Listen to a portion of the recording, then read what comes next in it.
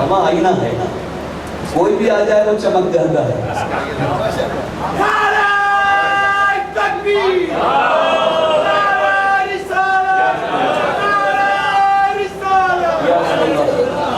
ماشاء اللہ ماشاء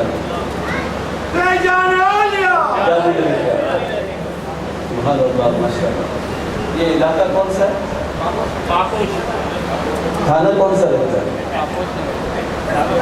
نازم آباد۔ علاقہ پاکوش کا ہے، تھانہ نازم آباد کا رہتا ہے۔ جی جی اب یہ تو میں کہنا کچھ اور چاہ رہا ہوں۔ اللہ اکبر، مجھے یقین مانے مجھے نہیں معلوم، زندگی یہاں گزری ہے لیکن نہیں معلوم کہ یہاں تھانہ کون سا لگتا ہے۔ آپ بھی بھول جائیے کہ تھانہ کون سا لگتا ہے، مگر یہ یاد رکھیے کہ آستانہ کون سا لگتا ہے۔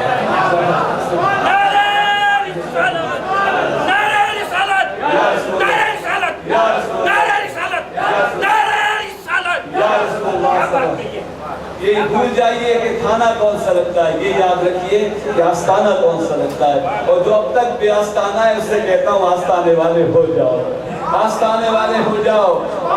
آبادی میں رہنا پسند نہیں کرتے اور کھانے کے بغیر کسی ایسی آبادی میں جاؤ گے جہاں بھی کھانے کا انتظام نہ ہو، جس علاقے کا کوئی نام نہ ہو، جس کا کوئی نقشہ نہ ہو، کوئی نگراں نہ ہو، سپاہی نہ ہو، وہاں جا کے مکان بناؤ گے؟ نہیں بناؤ گے نا۔ تو آستانہ لے لو کہ قیامت میں کسی خیمے میں جا سکو، کسی بستی میں جا سکو، کسی مرشد کے جلو میں، ان کے پہلو میں، ان کے غلاموں میں، ان کے نام لیوا لوگوں میں حاضر ہو جاؤ۔ میں غوث العظم کا دیوانہ ہوں، میں خواجہ صاحب کا غلام ہوں، میں محبوب الہی کا محب ہوں۔ اللہ اکبر اللہ اکبر، میں حضور خواجہ سید فاروقی کا نام لیوا ہوں۔ آستانے سے وابستہ ہو جائیے، آستانے سے وابستہ ہو جائیے۔ میں وقت کی کمی کی وجہ سے گفتگو سمجھنے اچھا ہو۔ حضرت کی توجہ بڑی زبردست ہے، وہاں نظر کے تیر ایسے ہیں ادھر ادھر ہونے نہیں دیتے۔ میرے والد صاحب کہتے تھے میری شکایت، میرے والد کے دوست کہتے تھے حمزہ یہ کالج میں پڑھ رہا ہے، یہ کر رہا ہے، وہ کر رہا ہے، ادھر نہیں آتا۔ تو فرماتے تھے کھوٹا مضبوط ہو تو جانور آ کے بیٹھتا ہے، کھوٹا مضبوط ہونا چاہیے، ادھر ہی آئے گا، ادھر ہی آئے گا۔ اللہ اکبر۔ تو حضرت کا کھوٹا اتنا مضبوط ہے، بولنے والا کہیں چلا جائے واپس ادھر ہی آ جائے گا، واپس یہی آ جاتا ہے۔ حضرت کی تعلیمات میں سے بس چند باتیں عرض کر رہا ہوں تاکہ عام سننے والے صرف غلو و بات و افسانہ نہ سمجھے۔ ہمارے چار دشمن ہیں، ہمارے دشمن ہیں، ہمارا نفس ہمارا دشمن ہے، دنیا کی خرابیاں بھی ہماری دشمن ہیں، اور پھر شیطان ہے۔ ایک چیز اور فرمائے، نفس اور دنیا اور شیطان اور ایک اور چیز فرمائے۔ بہرحال اب اس کا علاج بھی سن لیجیے، اس کا علاج دنیا جب دشمنی کرے، دنیا سے بچنا ہو، دنیا کی برائی سے بچنا ہو تو حضرت نے فرمایا قناعت اختیار کرو۔ دنیا کی خرابی سے بچنا ہے تو دنیا کو چھوڑو نہیں، روزی کمانا نہ چھوڑو، کماؤ لیکن جو مل جائے اس پہ راضی رہو، اس کی لالچ میں نہ پڑو، اس کی لالچ میں نہ پڑو۔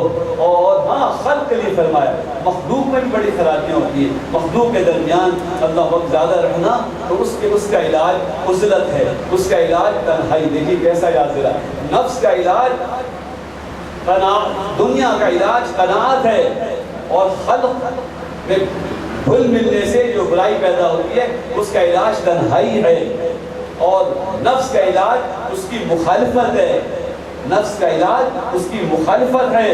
اللہ اکبر اللہ اکبر۔ اور شیطان کا علاج اللہ کی پناہ ہے۔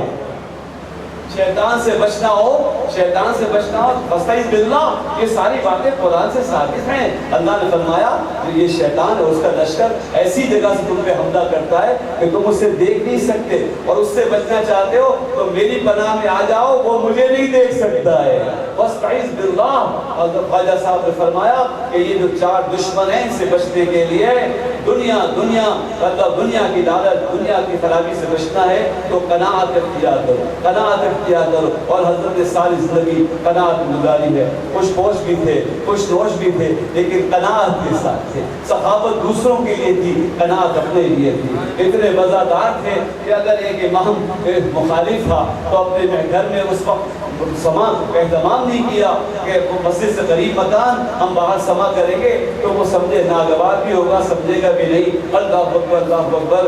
بہرحال اتنا اہتمام فرمایا، اور جو ہمارے پیران نظام کے سما کے آداب ہیں ان کو محدود رکھا۔ دیکھیے بیج سنبھال کے رکھا ہے تو پھول آئے ہیں نا، اگر حضرت سما کو سنبھال کے نہ رکھتے یہ بھی یاد رکھیے خلفائے کرام، اگر آپ نے اپنے بزرگوں کے نقش قدم پہ چلتے ہوئے محفل سما کا اہتمام نہ کیا اور آزاد ہو گئے اور گلیوں میں اور بازاروں میں کرنے لگے اور بہاریاں اور تربیہ نبے ہونے لگے اور یہ اہتمام نہیں رہا تو یہ بیج سڑ جائے گا، جل جائے گا، نہ پھول آئیں گے نہ پھل آئیں گے۔ انہوں نے اس بیج کو سنبھال کے رکھا اور اپنے خون سے آبیاری کی، اپنے آنسو سے آبیاری کی، زمان و مکان اقبال کا خیال رکھا۔ یہ وجہ ہے کہ آج 1959 سے کتنے سال ہو گئے ماشاءاللہ، 50 سال، 60 سال ہو گئے، 60 سال ہو گئے۔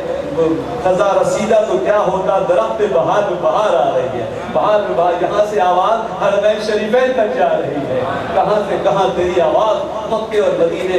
اس لیے محفل سما کا اہتمام ہو، لیکن انہی آداب کے ساتھ، جیسا کہ میں نے بغیر بڑے اثر پہ درس کیا تھا، ایسا لگتا ہے ساری رات ہی محفل میں بیٹھے ہوں اللہ اکبر تو بازو کو قدم کو جنبش نہیں ہوتی تھی، صرف قلب کو جنبش ہوتی، صرف قلب کو جنبش ہوتی، اور آنسو اللہ اکبر اور رقت وہ سوز جو اصل مقصود ہے دنیا سے، دنیا کی بربرائی سے بچنا ہے تو پناہ اختیار کرے، نفس کے خلاف اپنے نفس کے خلاف مخالفت کریں نفس کی، اور خلق سے دور رہیے، جن سے ضروری کام ہو ان سے ملیے، بلا وجہ لوگوں کے درمیان میں رہنا اللہ اکبر، شہرت طلبی اللہ اکبر یہ مخلوق سے جلدی قریب کر دیتی ہے لیکن انسان کو بہت نقصان پہنچاتی ہے، اور شیطان تو ہاتھ پہ لگا ہے۔